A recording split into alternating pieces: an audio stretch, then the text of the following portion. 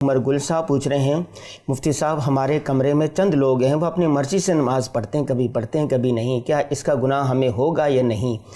اور یہ بھی بتا دیں کہ ان کے ساتھ بیٹھ کر کھانا وغیرہ کھا سکتے ہیں؟ جہاں تک گناہ کی بات ہے تو اگر آپ نے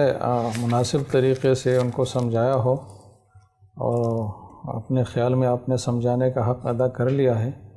پھر بھی وہ عمل نہیں کرتے تو ان کے عمل کا آپ کے اوپر گناہ نہیں ہے۔ جہاں تک یہ ساتھ کھانے والی بات ہے تو اس میں یہ ہے کہ اگر ان کو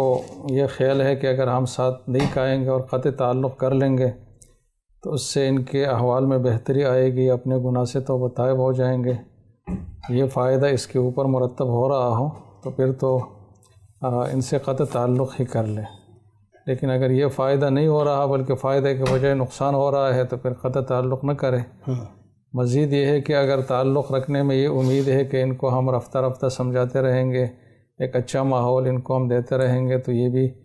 پکے نمازی پابندی والے بن جائیں گے، اگر یہ نیت ہے تو پھر بہتر ہے کہ ان سے تعلق ہی رکھیں، کیونکہ امر بالمعروف کی ایک صورت ہوگی۔ جی ٹھیک۔